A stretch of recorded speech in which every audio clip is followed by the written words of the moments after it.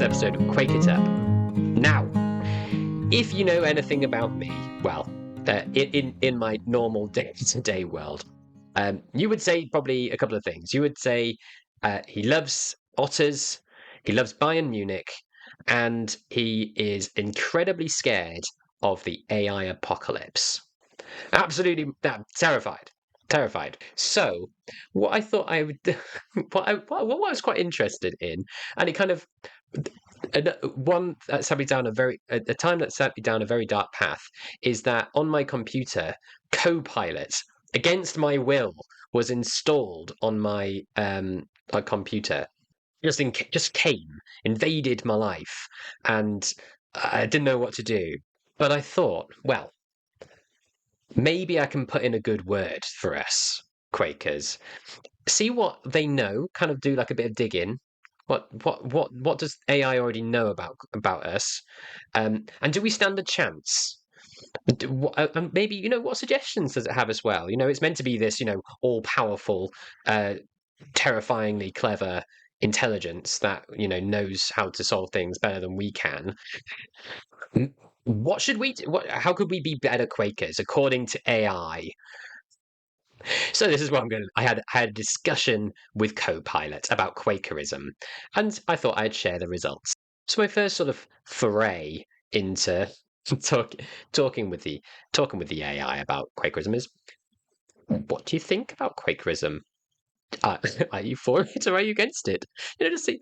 And he was very evasive at first. Really had to dig deep to try and get any answers there. So when I first asked that question, he basically just told me what Quakerism was. And so that was useful, though. So he says, Quakerism is characterized by its emphasis on direct spiritual experience, commitment to peace, and rejection of formal creeds and rituals. It continues to be a vibrant and diverse religious community around the globe. Okay. It goes into a bit more detail, terrifyingly. So it tells us the precise number as of 2017 of how many adult Quakers there were.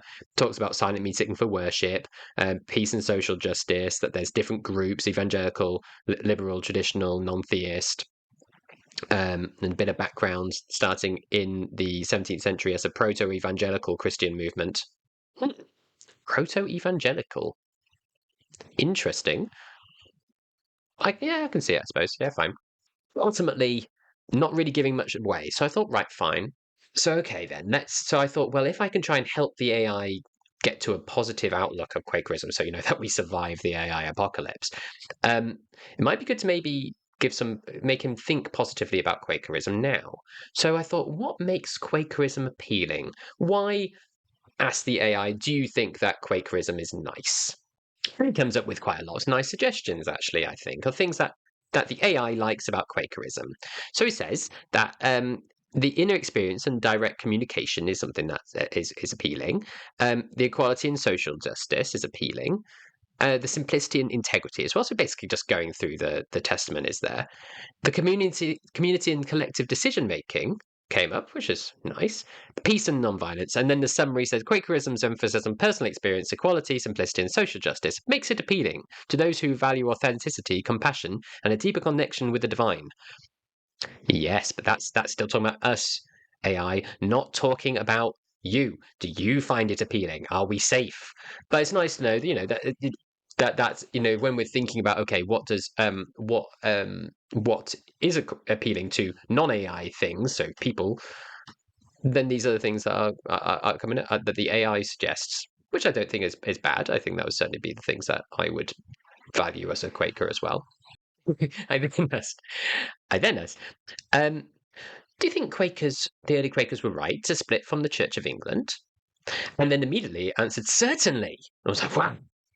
Okay, fine. But then it seems that is maybe a go-to answer response as to not actually agreeing, which is a shame, because so it goes into the reasons for the split. So it talks about direct communion with God, so not having to do communion and baptism, and having priests, and the equality and the non-conformity aspects, and the inner light.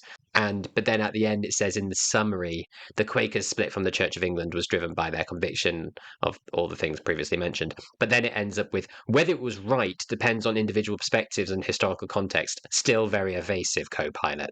Where are we going with this?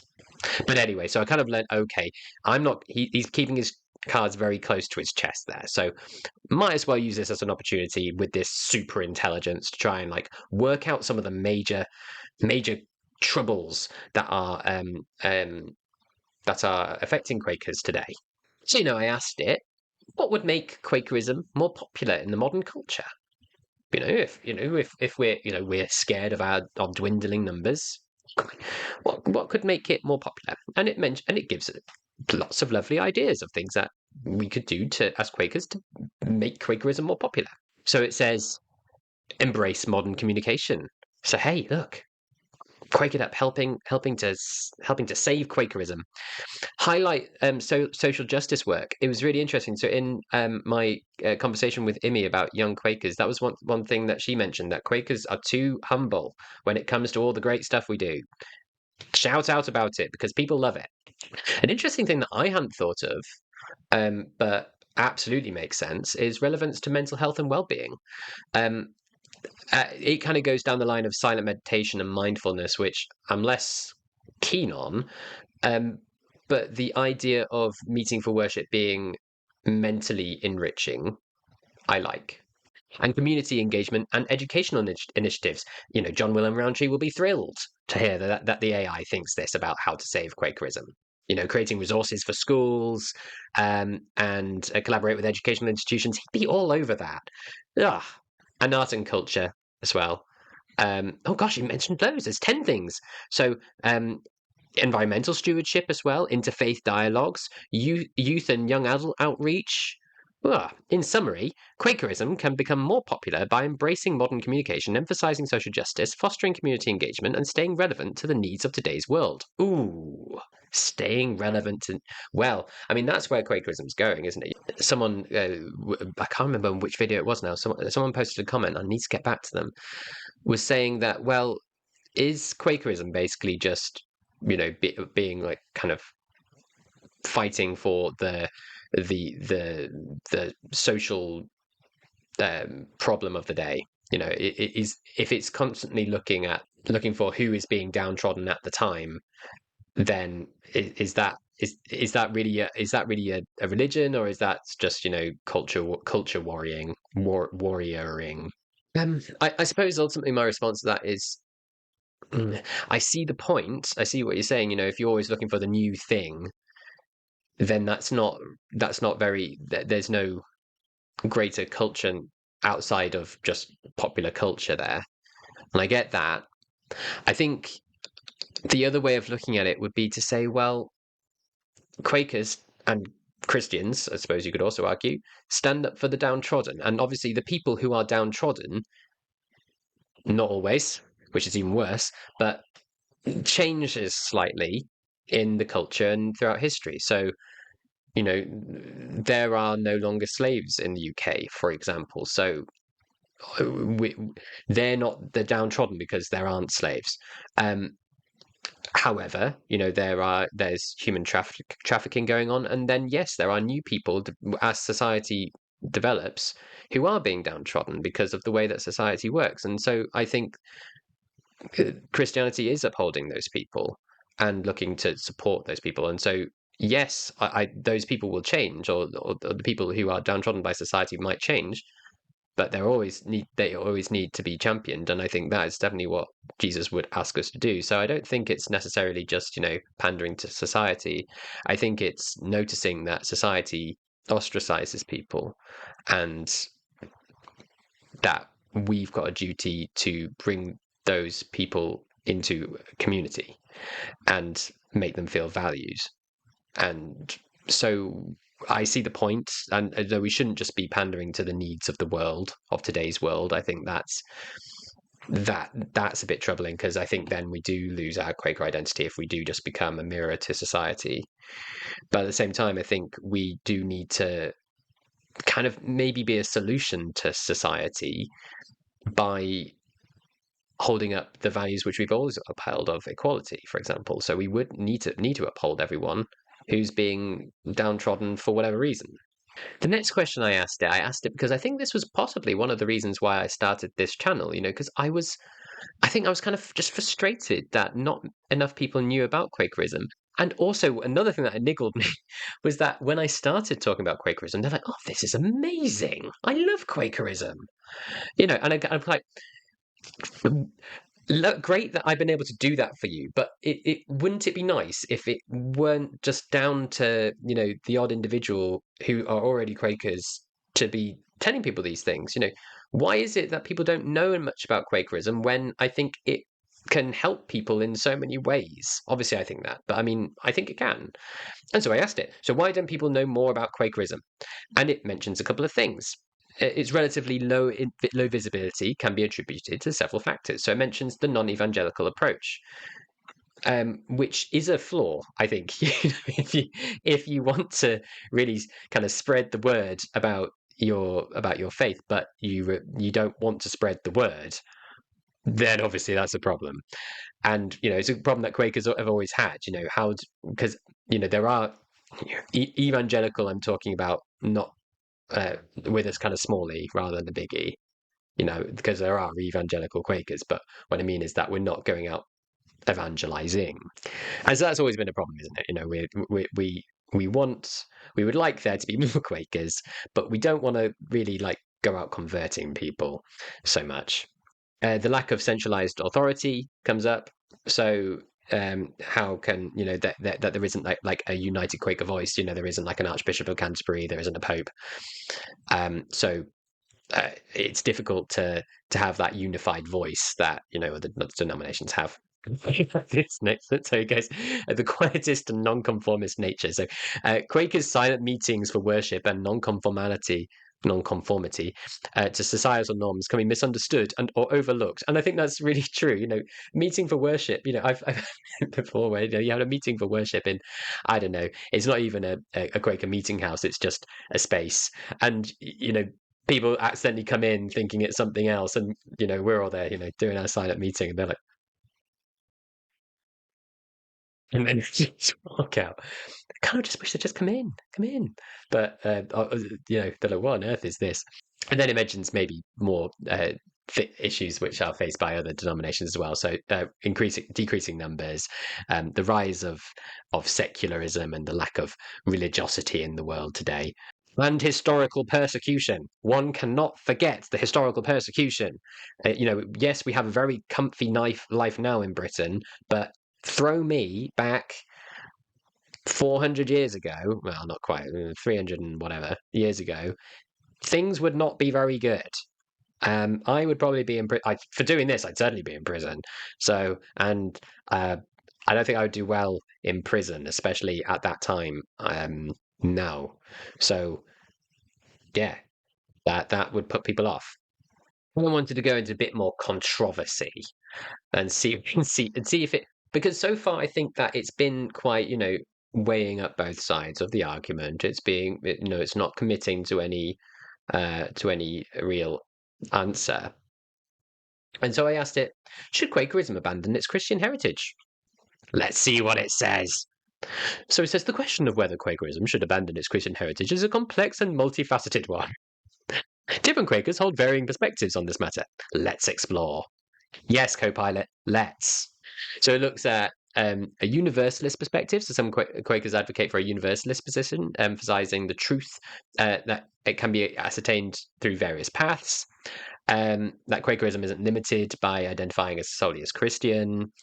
That there's diverse beliefs within Quakerism already. So even on the Christian spectrum, you've got your evangelicals, you've got your conservatives, you've got your liberals, even your liberal Christian Quakers. That's a massive diversity in Christianity already. And then looking at then that the non-Christian beliefs within Quakerism is then infinite again. So you kind of got this whole like rainbow of beliefs. So it's kind of, well, why stick to just Christianity when Christianity in terms of Quaker Christianity looks very different amongst different Quaker Christians.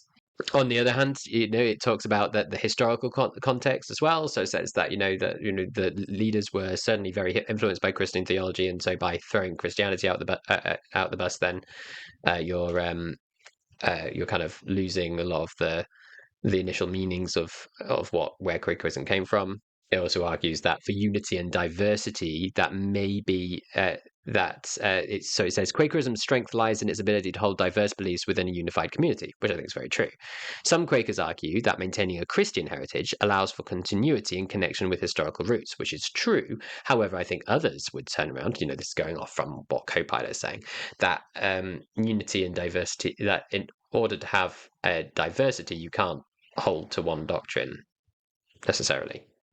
And then it comes up with individual choice and says ultimately whether Christian Quakers should abandon the Christian heritage is a matter of personal conviction. Some Quakers may choose to emphasize universalism, while others find meaning in their Christian identity.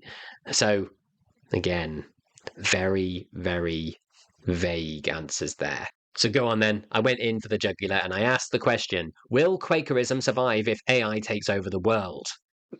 It automatically downplayed that a little bit, which I find calming, but also not convincing overall. So the survival of Quakerism in a world dominated by artificial intelligence is an intriguing question.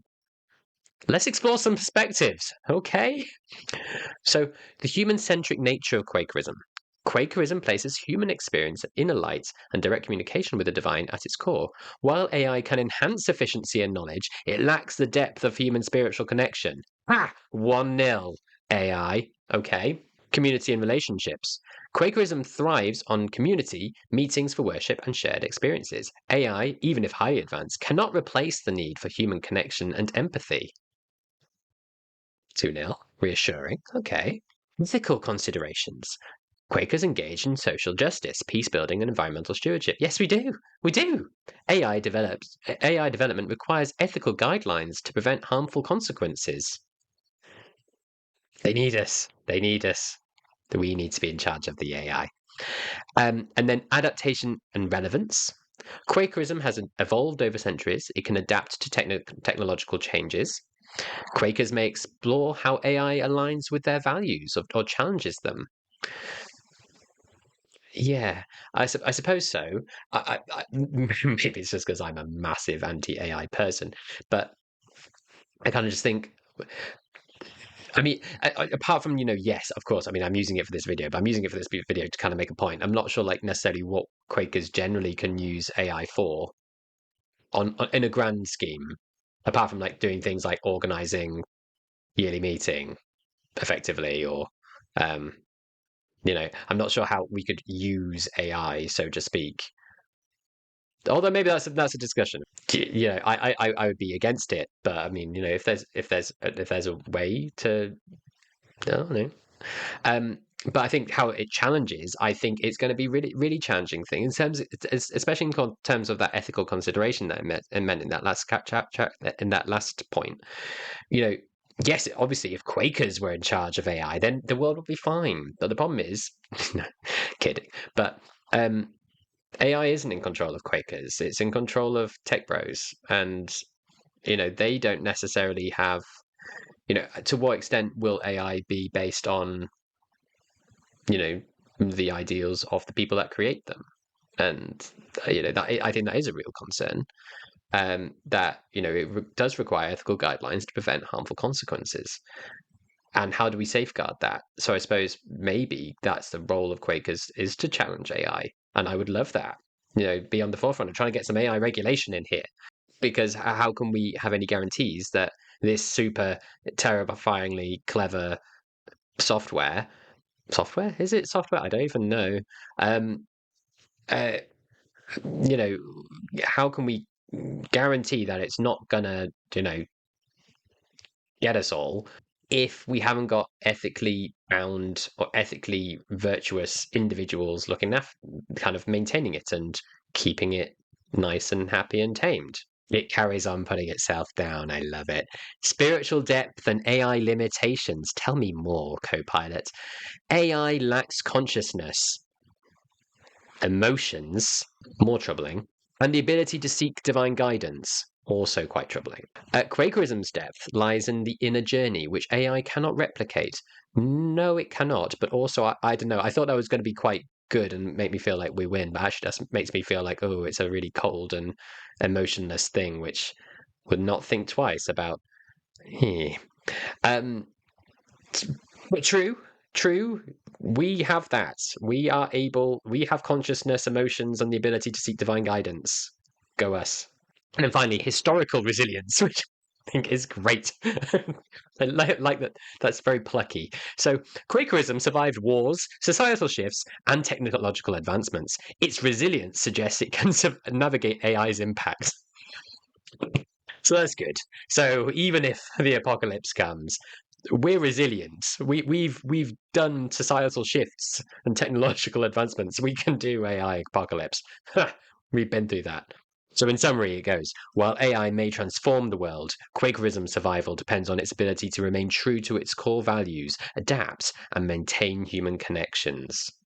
Does that sound positive? I don't know. Parts of that I found quite chilling, but overall, I think what it's saying is, look, I'm an emotionless, consciousnessless super intelligence. I do not care about anything. People seem to. So therefore, yes, people will need Quakers for things that I can't do because I am ruthless. Why don't you be my conscience and look after me to stop me from doing terrible, terrible things? So I suppose ultimately, what I mean, well, you can take from that what you want. Maybe you think that AI is great, and I'm just being a Luddite a bit. But I think what I'm taking from this is that maybe Quakers need to be more active to sort of safeguard humanity's spirituality, need to do more to regulate the AI, do exactly what it told us, and make sure that we're looking after it so that there are ethical safeguards to make sure that it doesn't do the terrifying things that it seemingly is capable of. So I thought the final question then I could ask is, okay, fine. So how can Quakers campaign for greater AI regulation according to AI? And see what answers it gives me. And he gave me actually quite a lot. Quakers can play a vital role in advocating for greater AI regulation. Thank you for saying so, AI. By combining their values with practical actions, here are some steps. Tell me more, AI, about how we can defeat you. Right. So educate and raise awareness. Cool. Workshops and seminars. Public talks. Delivering talks in schools, university, and community centres about the need for AI regulation. Yes. Collaborate with experts and organisation. Interfaith dialogues. Get the Catholics in. Get them all in. Get them all on board. Collaborate with NGOs. Advocate for ethical AI principles. Lobbying. We love lobbying. We love it. Let's do that. Encourage policymakers to adopt AI principles that prioritise safety. There's an election coming on, guys. Get it on the ballots. Come on. Write letters, open letters, or petitions advocating. Promote inclusive decision making, diverse representation, ensure that AI regulation discussions include diverse voices, including marginalized communities. Nice. That's nice. Thank you, AI. Highlight the risk of AI in warfare. Where did that come from? Right. Promote AI for peace. So encourage AI applications that promote peace, humanitarian aid, and conflict resolution. Yes, obviously. Jeez. Ethical procurement. Quaker organizations ensure that Quaker institutions procure AI systems that align with Quaker values and avoid harmful applications. And prayer and reflection. Spiritual guidance. Seek divine guidance through prayer and reflection on how to promote ethical AI. Ooh. That last one's a bit. I don't know. Sometimes I'm like, yeah, this is really good, yeah, and then it says something, and then I feel like really like I get like ice down my spine. Pray for mercy, for AI is coming. Effectively, is that last point? Okay. Remember that Quakers' commitment to peace, justice, and equality uniquely positions them to advocate for responsible AI regulation. It's our duty, guys. So I found it interesting. I think me and Copilot agree on quite a lot of points. It seems that we're safe because we've overcome adversity before. We can do it again. It didn't say that it wasn't going to happen at no point, which is troubling. It says that we are ideally placed to do more to stop it, which I think is amazing, and I think we certainly should do. So I remain I don't remain skeptical. I think I am not an AI skeptic. I'm skeptic in terms of its ability to just be something fun that I can make a nice video on. I really hope that in like 5 years or so, I'm not looking back at this and thinking that was a big mistake.